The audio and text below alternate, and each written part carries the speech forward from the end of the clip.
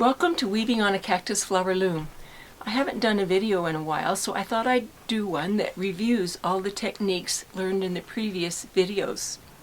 So first of all, you need to gather your equipment, whether it be a mini maxi table loom or some other type of tapestry loom. You will need a batten, you will need shed sticks, heddle sticks, and a weaving fork. Be sure to gather your warp thread and your weft thread in ample quantities to finish your project. So I'm going to jump ahead to the next technique, which will be warping on the loom. So first of all, decide what size you want to make your project. You need to put the pegs in above, and well, this is a table loom, so it would be below the bottom bar too. So put your pegs in, compress the springs tightly, and these pegs, remember, will come out once you get the project warped up.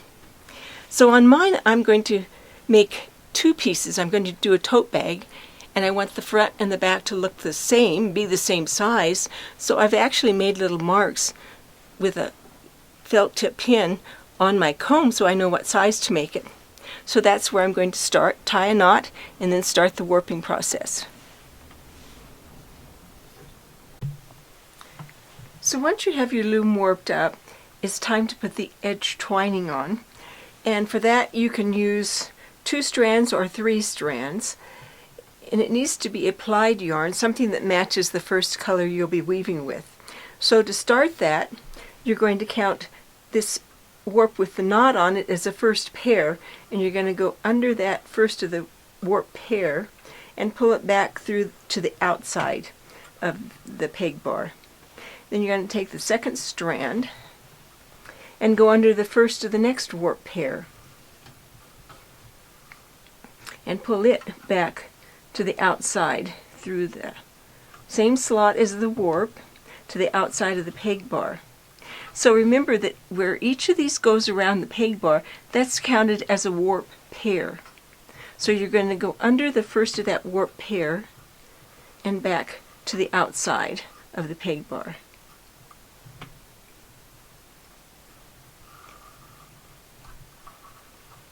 So you want to do the twined edge cord on both ends of your weaving, and then we'll be ready to move on. So this end twining cord is what gives beginners the most problems, so I thought I'd give you a close-up of that. You can see how the warp goes around a peg, and in this case this is the alternate warping method, so it goes around 2 pegs. But where it goes around that peg, you're going to lock it in with one of the twining cords. So you're going to take the twining cord on the left, go under the first of that warp pair where it goes around the peg, pull it through the same slot as the warp, and I try to work with both ends of the twining cord here. Go through that same slot and then pull it up on the outside of the peg bars. So drop that, take the one on the left, you see where they go around this warp, the next pair. So I go under the first of the warp pairs and pull it through the same slot as the warp to the outside. So again, take the first of the warp pair, go under that, and pull it to the outside of the peg bars. So continue that all the way across, tie an overhand knot, and then do the opposite end. So I have finished the edge twining on both ends of my project. I have a knot on both ends of the twining cord. I have retied the beginning and ending knot to the outside of the peg bars, and then I took the pegs out above and below my bars. Next I added a shed stick, and now I'm going to do string heddles on the shed opposite the shed stick. So I'll do string heddles and then get back with you. So now I have my shed stick and I have my string heddles attached. Now remember, string heddles are just a weaving tool. You will be removing those, so don't worry about how they look. The important thing is they need to be at least as long as your batten is wide, otherwise you won't be able to open the sheds. And there are many ways of doing string heddles. Different cultures have different methods. Whatever works for you is what I suggest you using. So now that you have your heddles and you have your shed stick, move them up out of the way and we're going to do the first 4 rows. The first 4 rows are woven over and under warp pairs, and the whole purpose of this is just to cover the ends of the warp better when the project is removed. So you're going to go turn the batten on its side, and you're going to go through that warp, or excuse me, through that shed.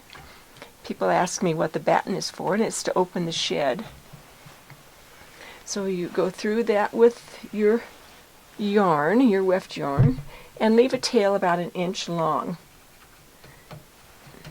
And then that tail you're going to weave into the opposite shed. So remember when you're weaving, and I don't have my fork, so remember that you want to weave your weft in very loose. If you get it too tight, it's going to draw the sides in and make it hard to open your shed. So once you have the first row in, you're going to open the shed on the second row. It's the opposite pairs as the first row. So open that across. And I usually do the bottom and I do the top at the same time, so I know I have my 4 rows in at the top of the bottom. Now not everybody does first 4 rows over and under pairs, but I like to because it covers that end of the warp so much better.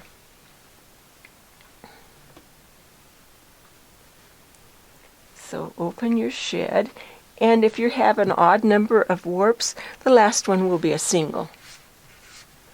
Turn your batten on its side, and I'm weaving with just this really cheapo plastic needle.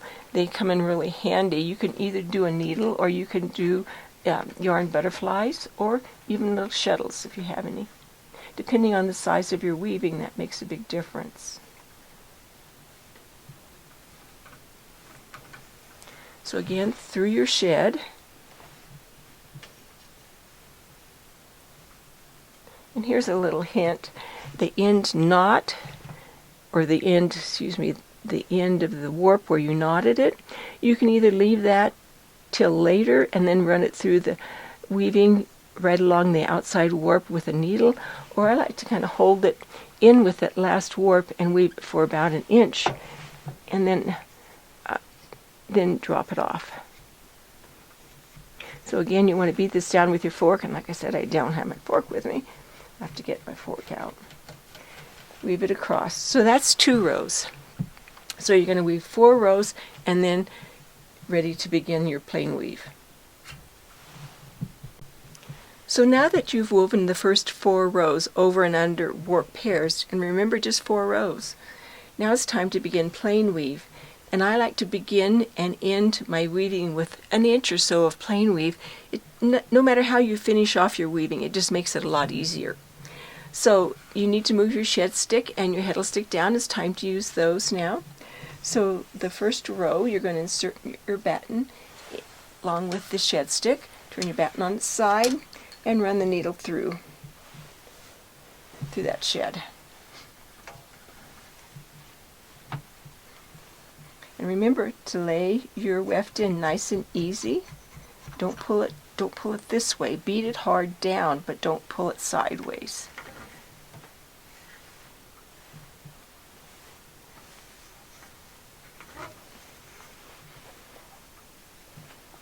So lay it in and beat it down nice and gentle. Then remove your batten, and next you're going to open up your, you know what I did? I put my shed stick in the wrong side. It should be above the string heddles. Sorry about that. See, I even make mistakes, and I've been weaving for 50 years. So then you're going to lift your heddles up, insert the batten in that shed, and then you kind of want to check it, make sure you got all the right warps. You didn't get any of the wrong ones. It looks right to me. Turn the batten on its side. And then you're going to run the weft yarn through that shed. And again, I'm going to tuck that end of the warp yarn through there.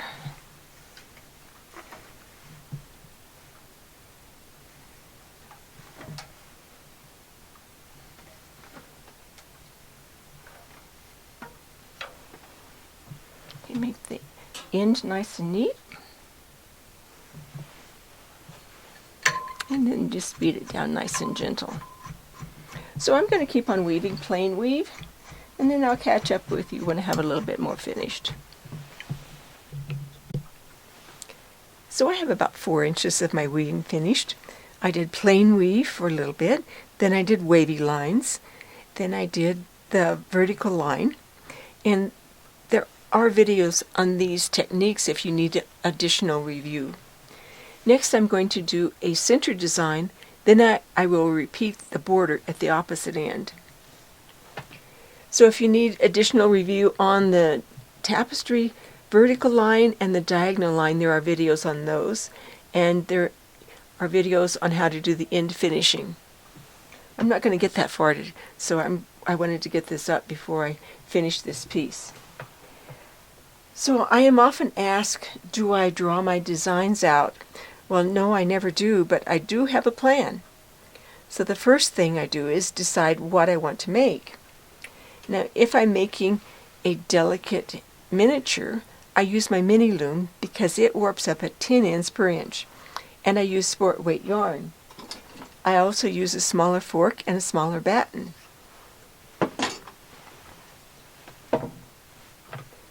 Now, if I'm doing a tote bag and I want it to be heavy, the table loom warps up at 8 ends per inch, but by doing the alternate method, I get 6 ends per inch. And then with the bulky yarn, it goes really fast and you end up with a nice heavy bag. Now, because I want to do a center design, I want a border at each end because that kind of just frames the design in. If I'm doing an edge-to-edge design like this bag, then I don't want to put a border on it. So by not drawing your design out, you're not restricted in any way. You can kind of adapt your colors or your design as you go, or however the spirit moves you. So I hope that this review has given you some ideas and kind of jogged your memory on how to do the warping and starting your weaving. If you need any help with the techniques, go back and review those videos. So enjoy your weaving process, have fun, and we will see you again. Thanks for watching.